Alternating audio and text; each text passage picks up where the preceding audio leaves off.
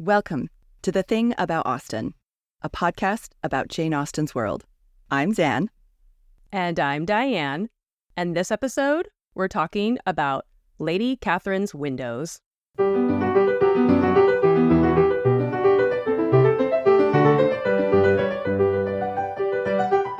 We are absolutely delighted to welcome our guest for this episode, Dr. Emily Davis-Hale. Emily is a linguistic anthropologist with a PhD from Tulane University. They have published work on language and writing in ancient cultures and have worked in libraries, archives, and public education. In addition, they are a producer and co-host of the podcast Reclaiming Jane, where they try to read Austen from a perspective beyond literary analysis, bringing light to both the histories of ordinary people and the fans who remain underrepresented in Austen spaces. Emily is passionate about bringing complex topics out of academia and into accessible spheres through creative presentation. And most importantly, they are a friend of the pod, so... Absolutely. Welcome, Emily! Thank you so much. I'm delighted to finally be here with you after years of talking about it. We finally made it happen. Time. Yes. It's overdue. Lady Catherine has already been mentioned, so you know that this episode is all about Pride and Prejudice. Our scene takes place about halfway through the novel. Charlotte and Mr. Collins are now married, and Elizabeth has come to stay at Hunsford for a visit. Lady Catherine has graciously extended an invitation for the entire party, which includes Sir William and Charlotte's sister Maria, to dine at Rosings Park, which Mr. Collins really needs you to understand that this is a very, very capital V, capital B, capital D, very big deal. And most importantly, that Rosings is a very fancy house. Yes. And he's going to make sure that Lizzie notices that this is a very fancy house.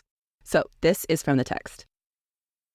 As the weather was fine, they had a pleasant walk of about half a mile across the park.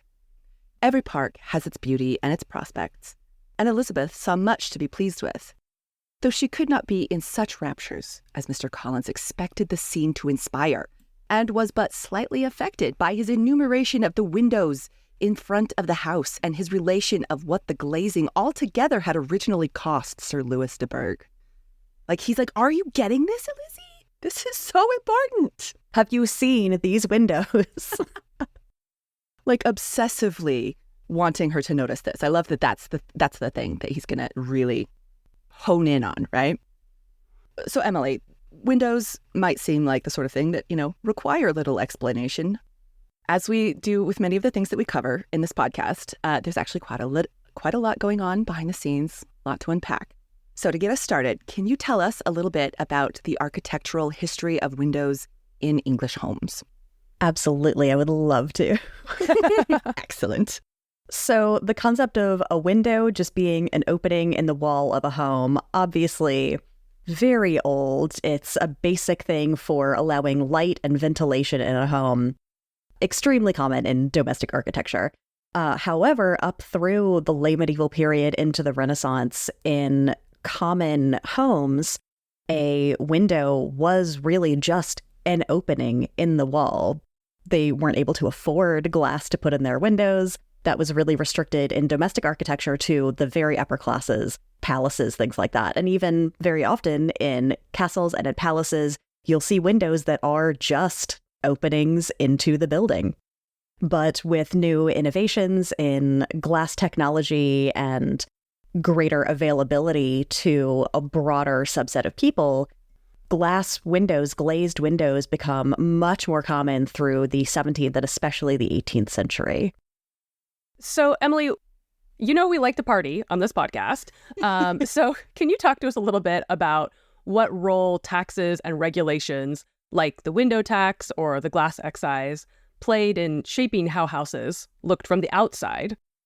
I mean, you know that I'm also here to party. So yes, the window tax, which I think I'm aware that it's not common knowledge, but I think more people who have an interest in this period of history kind of know about the window tax.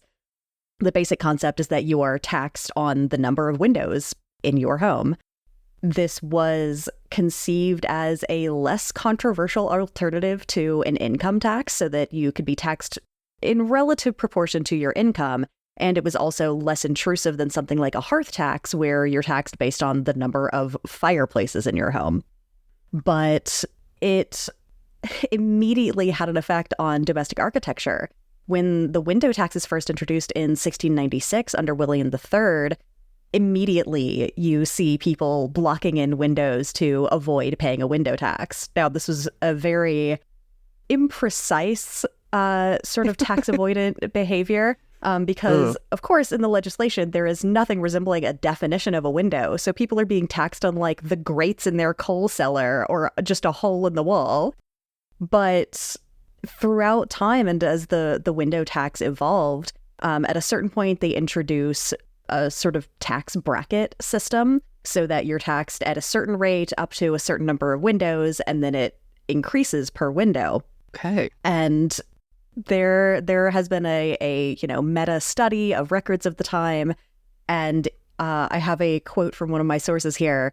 In 1766, when the tax was extended to include houses with 7 or more windows, the number of houses in England and Wales with exactly 7 windows reduced by nearly 2/3. So people are explicitly going, no. You're like, we don't know what you're talking about. We only have 6. And yes, this is, I think, part of the reason that the window tax is relatively well known is because there are still existing bricked up windows from these eras. But a false window is not always financially motivated. The domestic architecture of the time, especially in the upper classes, is very, very committed to symmetry. And so if you're in a design situation where you physically can't put a window in a place where visually you would want one, like along the side of a chimney or something like that, then you go for the trompe-l'oeil approach and you make a little false window to give the impression and to retain the impressiveness of your very symmetrical home. I can appreciate the commitment to symmetry. Like, part of me deeply appreciates this, Absolutely.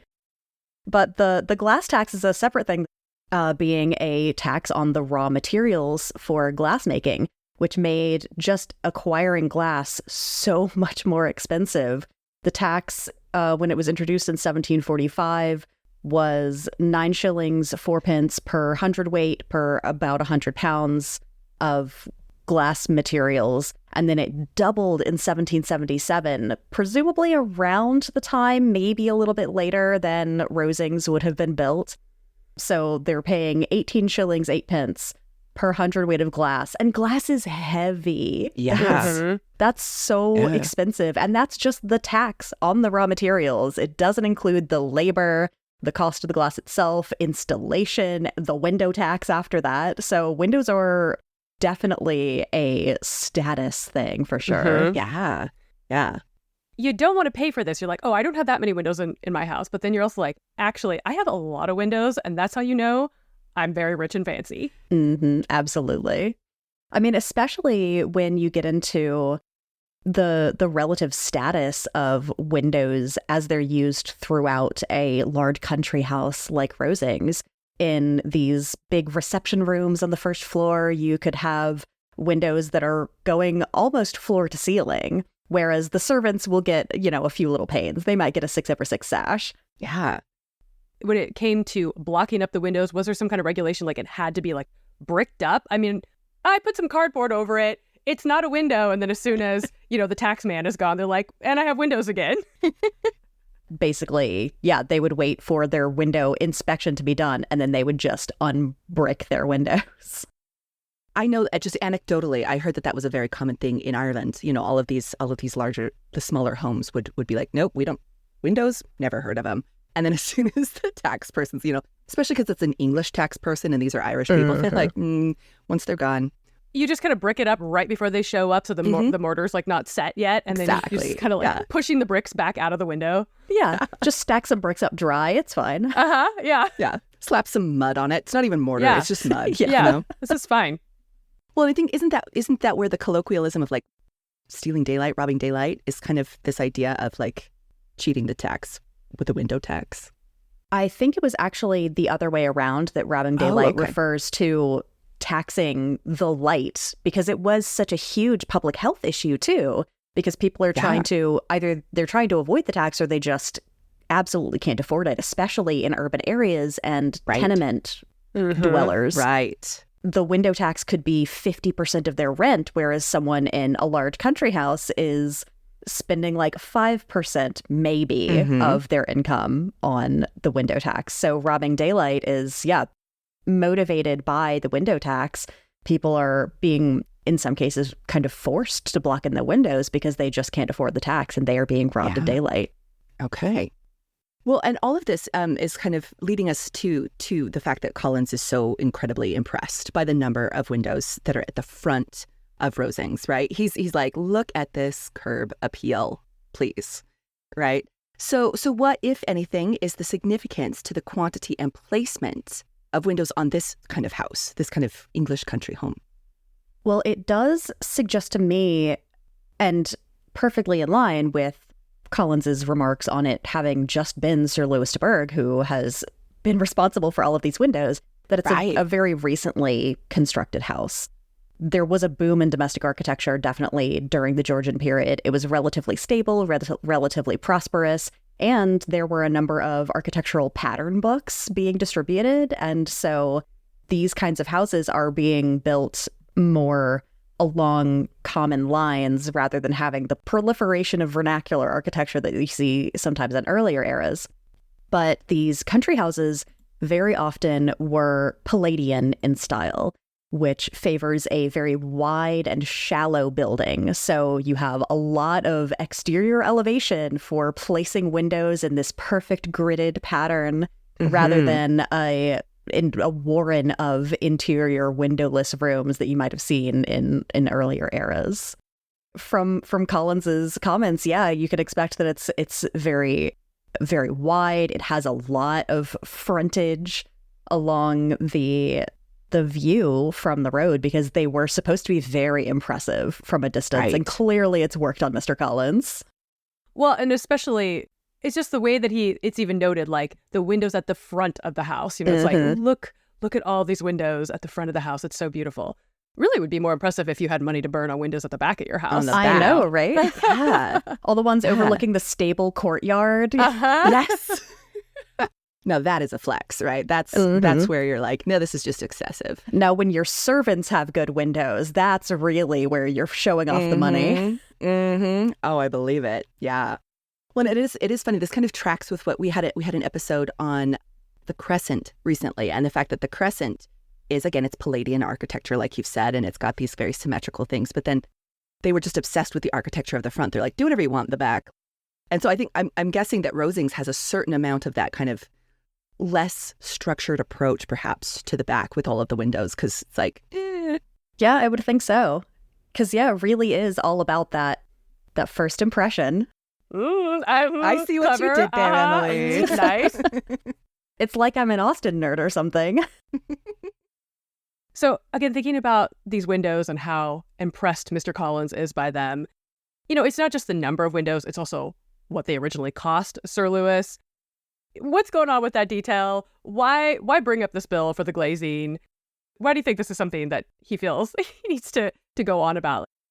Yeah, clearly, from a social and anthropological perspective, I think it's really about his proximity to this kind of privilege. His patron and his patron's family have all of this wealth to spend on their beautiful country house. And that means that he is in a very privileged position as well to have their patronage, to have been granted this position, and also to be invited to dine with the family. He's not entirely wrong that it is a pretty big deal for, their humble country parson to be invited to dine so much. Yeah. Well, the whole description that we get in the rest of this chapter of this dinner party is just the way that Austen writes, where Elizabeth is like, so weird. You would think that Lady Catherine would be kind of disgusted by this over-preening, this constant praise of all the dishes on the table, but you can tell that she kind of loves it. She's into it. Oh, absolutely. Yeah, in the grand scheme of things, it's, yes, a big deal for him to be invited, but in the very specific context of Lady Catherine, I imagine that she probably enjoys this, gets much more satisfaction out of this kind of interaction and just the overwhelming praise than she would entertaining necessarily someone of her own station, one of her actual peers, aside from her family who also have obligations to her. Yeah. Well, and I'm thinking too about like, I always have to like in my brain think, okay, how does Collins know about the bill, right? Like, how does he know about the cost? How does he know about the cost of the fireplace? All these things that you have to read between the text to be like, okay, it's because she talks about it all the she's time. Gotta be talking about it. Like it's not like he just like stumbles upon this information. Like it's something she's delivering. He's pulling like a Catherine from Northanger Abbey. You know, he's just like going through the bills. Yeah, he's going through cupboards and finding old bills for the windows. Yeah, I absolutely believe that Lady Catherine is just fully bragging about how much everything costs. I know people like that. They exist. You know, it's a little gauche, but certainly not impossible. And it's so funny too because, you know, she doesn't do it on page, right? We never have her being like, and this cost X amount of money. And yet the fact that we do have Collins constantly drawing attention to the money is one of those things that you can tell that she's just dropped enough hints in just the right context. Like she's like, Collins will appreciate this. Collins will spread this information. You know, I think she's also being very selective about who she tells. But the fact that Collins is just so willing to say like, I've seen the receipts. Do you want to know?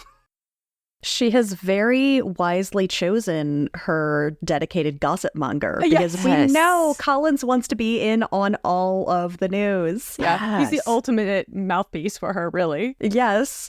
Where she can keep the veil, the veneer of propriety by not telling her guests directly, but obviously she has bragged to Collins. Well, and it's like you can almost anticipate that every time he brings anybody to Rosings, that he will be giving the same, you know, rundown of like, have you counted the windows today? Do you want me to tell you how much the glazing cost? Like you can just anticipate that is, I think you're absolutely right, Emily, that she's been selective about what information to give him so that he can be a really effective tour guide, you know? Absolutely. Tour guide was the term that I was going to use, yeah. I feel like you guys are giving her too much credit because I can also see Lady Catherine is just the type of person who she just talks and she's always talking about herself and how great she is and she doesn't care who is listening, you know? This is possible. This is also very possible. Like she's, by the end of the novel, we realize that she's not like, she's become quite crass by the end of, you know, even at this dinner party, like you were saying, Diane, at the end of this, where she's like, oh, Lizzie, if you want to practice, you can do it in like the back room where nobody has to hear you. I mean, that's the whole thing with Darcy's all like, oh, your mom is really kind of not very classy. And she's like, have you met your aunt? Like, really? But his aunt at least is nobility. And so she gets a little bit of grace for that. She's a fancy lady, okay? Yes. If your dad is an earl, you can do whatever you want, I guess. Apparently. So just really quick, like going back to the house and the windows, it does seem quite likely, right, that this was a new build, and you can kind of see like, right, the latest fashion and all of that. Is it also possible that these were windows put into an existing house? Like, was that something that people were also doing this time if they wanted to be on the cutting edge of the latest glass technology, like replacing old windows? Or is that possibly what could be happening here? Is it really most likely like it was probably a brand new house? I think it's most likely that Rosings is a new house, or maybe they've just redone the facade or something. But certainly, you know, windows are set in frames. They're not necessarily built into the brick or whatever construction material around them. So yeah, you could definitely pop out a frame, put in some new glazing, but it wouldn't necessarily be congruent with the fashion of the time because so much of it was dependent on the entire building as a coherent entity. Sure. Right. Yeah, that makes a lot of sense. And it just feel like the newer style is the fact that Collins is going on about like the number of windows and like how many of them there are that seems to fit more with that Palladian. Yeah, that's exactly my thought. Well, I know that you have done a ton of research on all of this, Emily. So what additional glazing window knowledge do we need before we wrap up? I think one of my favorite little design things that I learned is that Venetian windows were really a trademark of the Palladian style, especially, which has this central high opening that is topped with a round arch, and then it has two little flanking rectangular lights. So I just imagine, the first floor of Rosings just plastered with these Venetian windows. Just that little extra bit of ostentation. Yes. I love it. Yeah, I can definitely see the Venetian windows being a thing here. Yeah. Well, Emily, thank you so much for taking the time to come on and talk to us about Lady Catherine and her windows. I mean, I guess I feel kind of bad because in the text it's Sir Lewis's windows, but let's be real. Who do we really care about? It's Lady Catherine, And Collins's obsession with Lady Catherine's Lady windows. Catherine is clearly taken over. So. That is the pertinent relationship here. Yeah. Where can our listeners find you online, find the podcast, all those good things? So all of our podcast socials are under Reclaiming Jane. Our website is reclaimingjanepod.com. You can find us on Instagram and on Facebook. My personal socials I can send to be linked in the description.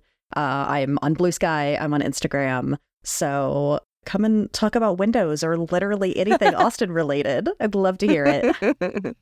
Perfect. Yes. And just, quick shout out because we love Reclaiming Jane. We love the pod. We love Emily and Lauren. So definitely go check them out.